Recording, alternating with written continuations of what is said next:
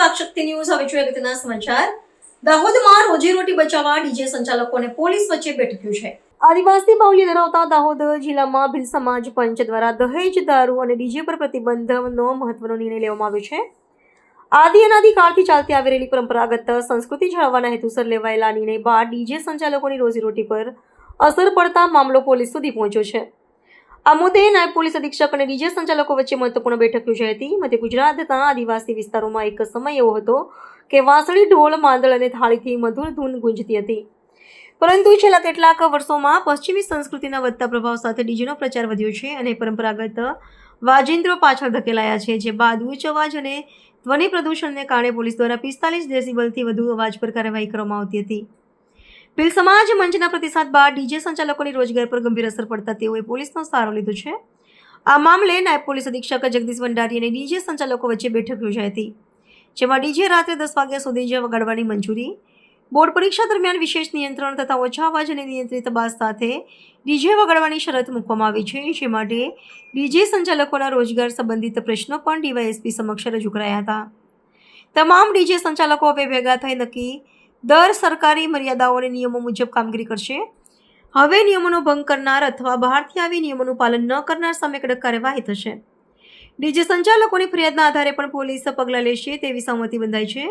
DYSP Jagdish ભંડારીએ ખાતરી આપી હતી કે નિયમોમાં રહી કામ કરનાર ડીજે સંચાલકોને પોલીસ તરફથી સહકાર આપવામાં આવશે. ડીજે સંચાલકો આદિવાસી સમાજમાં થતા લગ્નમાં ટકી રહેવા માટે પરંપરાગત આદિવાસી લોકગીતો અને ટીમલીના જ ગીતો વગાડશે. તેમજ નક્કી કરેલ ધારાધોરણ મુજબ રકમ તથા ધ્વનિ પ્રદૂષણ એક્ટ અંતર્ગત નક્કી કરેલા કાયદામાં રહીને ડીજે વગાડશે. સાથે જ ભીલ સમાજ પંચ પાસે મદદ માંગી તેઓની રોજીરોટીના પ્રશ્નને લઈ રજૂઆત કરશે તેવી બાંધરી ડીજે સંચાલકો દ્વારા આપવામાં આવી હતી. રિપોર્ટર જિગ્નેશ બારિયા. આજરોજ દાહોદ એ ડિવિઝન પોલીસ સ્ટેશન ખાતે જે દાહોદ વિસ્તારમાં ડીજે કે સાઉન્ડ સિસ્ટમ વગાડતા જે લોકો છે એ તમામ લોકોની આજે મિટિંગ કરવામાં આવી હતી. જે મિટિંગની અંદર તમામ લોકોને કાયદાકીય સમજ, નામદાર કોર્ટની માર્ગદર્શિકા વગેરેથી અવગત કરવામાં આવ્યા હતા. વિશેષમાં વાત કરીએ તો જે માર્ગદર્શિકા છે એ મુજબ ડિસ્કો જોકી છે એ સંપૂર્ણપણે બેન છે. જે સાઉન્ડ સિસ્ટમ છે એ પણ સુપ્રીમ કોર્ટની નામદાર કોર્ટની ગાઈડલાઇન્સ મુજબ રાત્રે 10 વાગ્યા પછી વગાડી શકાતું નથી. ઉપરાંત એનું જે ડેસિબલ વોલ્યુમ છે એ પણ જગ્યા અને સ્થળને આધારે મર્યાદા ફિક્સ કરેલી છે. જો આની બહાર કરાવવામાં આવે તો એ કાયદાકીય ગુનો છે. આ ઉપરાંત જે વાહનની અંદર સાઉન્ડ સિસ્ટમ ગોઠવવામાં આવે છે એ વાહન લગતની જે મંજૂરી છે સંબંધિત વિભાગની એ પણ લેવી પડતી હોય છે. એ પણ જો ના લેવામાં આવે તો એ કાયદાકીય રીતે ખોટી બાબત છે. આ તમામ બાબતે લોકોને વિગતવાર અવગત કરવામાં આવ્યા. આ ઉપરાંત જે ગીતના વોલ્યુમ છે, પ્રસંગ અનુસાર ગીતની ક્વોલિટી છે, ગીતના જે શબ્દો છે એ બાબતે પણ એક સારા માહોલમાં ચર્ચા થઈ, જેની અંદર એક પોઝિટિવ એટમોસ્ફિયર બને.